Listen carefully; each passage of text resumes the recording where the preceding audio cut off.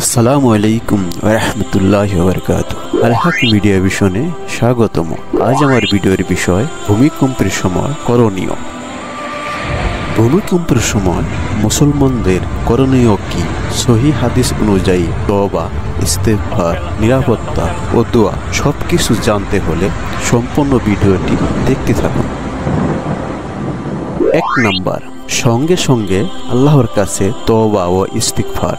রাসূলুল্লাহ সাল্লাল্লাহু আলাইহি সাল্লাম বলতেন, হে মানুষ, তোমরা আল্লাহর কাছে তওবা করো। সহিহ মুসলিম। ভূমিকম্প আল্লাহর সতর্ক বার্তা হতে পারে, এই জন্য তওবা ও ক্ষমা চাওয়া সবচেয়ে গুরুত্বপূর্ণ। 2, উচ্চ স্বরে আল্লাহর জিকির করা। বিপদের সময় রাসূলুল্লাহ সাল্লাল্লাহু আলাইহি সাল্লাম এই দোয়া পড়তেন, হাসবুনাল্লাহু ওয়া নি'মাল ওয়াকিল। এটি বিপদ, ভয় ও আতঙ্কের সময় পড়া সুন্নাহ। 3, সব ধরনের বিপদ, রোগ থেকে আশ্রয় প্রার্থনা। আল্লাহুম্মা ইন্নী আউযু বিকা মিনাল বারস ওয়াল জুনুনি ওয়াল জুজদামি ওয়া মিন শাররিল আসকাম। এটি বিপদ, রোগ, বালাই ও দুর্যোগ থেকে রক্ষা পাওয়ার দোয়া।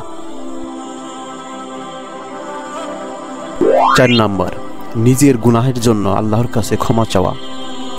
আল্লাহ বলেছেন, যখন তারা আমাদের শাস্তি দেখল তখন বলল, আমরা আল্লাহতে বিশ্বাস করলাম। সূরা গাফির আয়াত 84। অর্থাৎ কোনো বিপদ আসলে গুনাহের দিকে ফিরে তাকানো ও ক্ষমা চাওয়া ওয়াজিব। 5 নাম্বার, ঘরের নিরাপদ স্থানে থাকা, জীবন রক্ষা করা।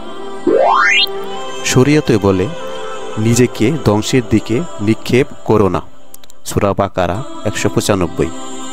অর্থাৎ নিজেকে নিরাপদ স্থানে রাখা, দরজা দিয়ে দৌড়াদৌড়ি না করা, পড়ে যেতে পারে এমন জিনিস থেকে দূরে থাকা, এগুলো শরীয়ত সম্মত নিজেকে রক্ষা করার অন্তর্ভুক্ত।